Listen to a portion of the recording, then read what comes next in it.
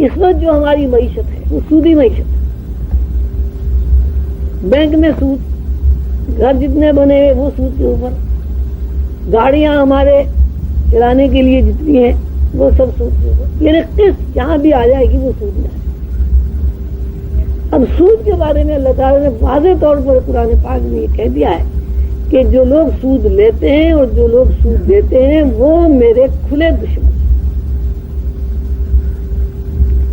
تو اب دشمنی دانستہ ہو رہی ہے، دشمنی نادانستہ ہو رہی ہے، یہ دشمنی مجبوراً ہو رہی ہے، لیکن بہرحال دشمنی دشمنی. تو جب اللہ تعالیٰ یہ واضح طور پر اس بات کو ڈکلیئر کر رہا ہے کہ سودی نظام میں چلنے والے لوگ میرے دشمن، تو اب ہماری روزی ہی حلال نہیں ہے سود کی، اللہ تعالیٰ ہمیں دشمن اپنا کہہ رہا ہے، تو ہماری ان نمازوں کا، ہمارے روزوں کا اور ہماری حج کا، ہماری زکات کا کیا فائدہ؟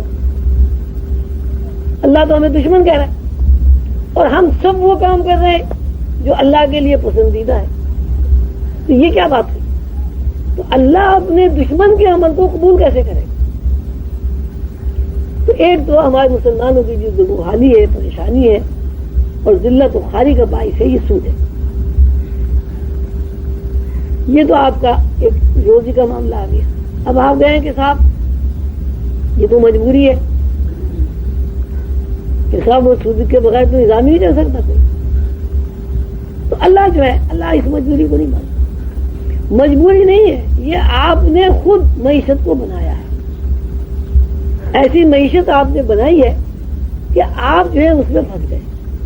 اللہ تعالیٰ نے آپ کو وسائل کی کمی نہیں ہے. آپ اپنے تیل نکالیں، گیس نکالیں، اپنے یہاں انڈسٹریاں قائم کریں، بے ایمانیاں چھوڑ دیں، کمیشن چھوڑ دیں. نتیجہ یہ ہوگا کہ آپ ایسا معاشرہ آپ قائم کرنے میں کامیاب ہو جائیں گے جس میں یہ سود کی لعنت سے جان چھوٹ جائے گی. اور جب سود کی لعنت سے جان چھوٹ جائے گی تو آپ اللہ کی دشمنی کے دائرے سے باہر نکلیں. اور آپ غور کریں کہ ایک آدمی آپ کا دشمن بھی ہے تو وہ دوست بھی ہے. یہ کیسے ہو سکتا؟ یعنی کوئی آدمی آپ کا دشمن ہے، وہ ثابت بھی ہو گیا دشمن ہے، اس نے کہہ بھی دیا کہ میرا دشمن ہے، اور آپ اس کے بارے میں یہ کہیں کہ اس کو خوش ہوگا. یہ کیسے ہوگا؟ اب آ جائیے اس کے منافقت کے اوپر. یہاں مسلمانوں کا جو حال ہے، زبان سے کچھ کہتے ہیں عمل کچھ. پوری قوم کا یہ حال ہے کہ جھوٹ جو ہے اس کی زندگی میں صلاحیت کر گیا. ہمارے حضور قرن باب فرمایا کرتے تھے بڑے دکھ کے ساتھ کہ مسلمانوں کا عجیب حال ہے کہ جھوٹ بولتے ہیں بغیر ضرورت کے فیشن میں. بھائی جھوٹ بولنے کے بعد چلو ایک پیالی چائے مل جائے تو صبر تو آ جائے. بھائی چائے مل گئی ہے، چائے لیجیے. اب ہماری قوم جو ہے آپ اس میں اپنے ہر آدمی اپنے گربان منہ ڈال کے دے سکتا ہے کہ ہم لوگ بلا ضرورت عادتاً جھوٹ بولتے ہیں. کوئی اپنی نمائش کے لیے جھوٹ بولتا ہے، کوئی کسی کو خوشامد میں خوش کرنے کے لیے جھوٹ بولتا ہے، کوئی کسی کو اذیت پہنچانے کے لیے جھوٹ بولتا ہے، کوئی اپنے اوپر پردہ ڈالنے کے لیے جھوٹ بولتا ہے. مقصد یہ ہے کہ کسی نہ کسی عنوان سے اس کی زندگی میں جھوٹ کا عمل دخل ہو جاتا ہے.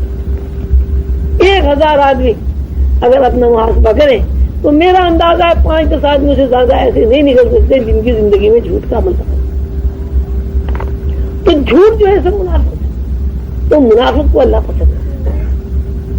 اب حقوق والی بات پہ آ جائیے. آپ حقوق والی بات کا یہ حال ہے کہ سب سے قریب ترین رشتہ میاں بیوی کا ہوتا ہے. یعنی اللہ تعالیٰ نے اس رشتے کے بارے میں یہاں تک فرما دیا ہن لباس لکم وانتم لباس لہم، کہ بیویاں تمہارا لباس ہیں اور شوہر بیویوں کے لباس ہیں. اس سے زیادہ قربت کا کوئی اور طریقہ نہیں تھا اظہار کا. لباس ہے ایک دوسرے. اب آپ دیکھیں میاں بیوی کوئی گھر شاید ہی ایسا ہوگا جہاں میاں بیوی آپس میں لڑتے نہ ہو اور ایک دوسرے کی اختلاف ہر گھر میں لڑائی. میرا خیال ہے اگر 100 گھر آپ لیں تو مشکل سے 1-2 گھر بڑی مشکل سے ایسے نکلیں گے جہاں میاں بیوی آپس میں لڑتے نہ. اس لڑائی کی بنیاد پر بیوی سے دانستہ طور پر نادانستہ طور پر شوہر کی طرفی ہو رہی ہے اور شوہر سے بیوی کی حق تلفی ہوئی. جب یہ میاں بیوی کی آپس میں حق تلفی ہو رہی ہے تو پھر اولاد بھی ویسے ہی نکلتی ہے.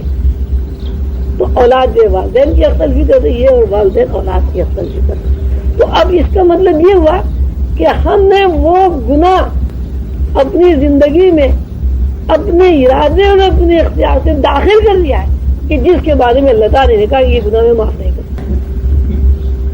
اب آپ ایسا گناہ کر رہے ہیں کہ جس کے بارے میں اللہ تعالیٰ نے واضح طور پر یہ اعلان کر دیا میں اس کو معاف نہیں کروں گا، اور پھر اللہ تعالیٰ کی آپ عبادت بھی کر رہے ہیں، تو یہ کیا بات ہے؟ اب شرک پر آ جائیے آپ. اللہ تعالیٰ نے کہا آپ شرک کو معاف نہیں کروں. اور مشرکین کے لیے جو عذاب کی وعیدیں ہیں وہ بھی آپ سبھی لوگ جانتے ہیں.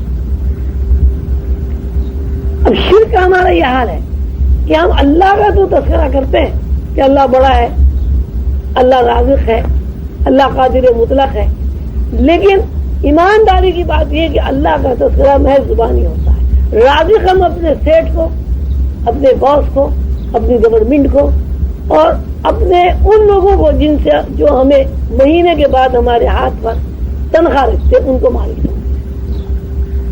سیٹ ناراض ہو جائے گا تو نکال دے گا، سیٹ خوش ہو جائے گا تو ترقی ہو جائے گی. کچھ کریں گے نہیں تو کھائیں گے کہاں سے؟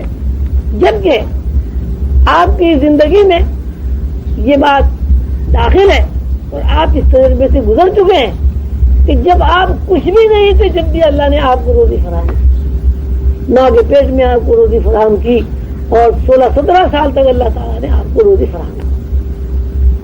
کبھی اللہ تعالیٰ نے آپ کو، کسی آدمی کی 30 سال عمر ہے، کسی کی 50 سال عمر ہے، کسی کی 25 سال عمر ہے. ہر شخص اس بات پر غور کر سکتا ہے کیا 25 سال کی عمر میں کبھی وہ بھوکا سویا ہے؟ کیا 25 سال کی عمر میں کبھی وہ ننگا رہا ہے؟ کیا 25 یا 50 یا 60 سال کی عمر تک کبھی وہ بے گھر رہا ہے؟ تو ایک ہی جواب ہوگا کہ نہیں، ایسا نہیں ہوا. تنگی توشی الگ بات ہے، لیکن ایسا نہیں ہوا کہ آدمی بھوکا رہا ہو، ننگا پھرا ہو یا بغیر کر کے رہا. پر چھوٹا بڑا ہو سکتا ہے لیکن چھت اسے ضرور ملی. تو جس اللہ نے آپ ان حالات سے گزار کر، جب آپ کسی قابل بھی نہیں تھے، آپ کی نگہبانی کی، آپ کو رزق فراہم کیا، آپ کو وسائل فراہم کیے، آپ کو گھر دیا، آپ کو ماں باپ دیے، آپ کو بیوی دی، آپ کو بچے دی.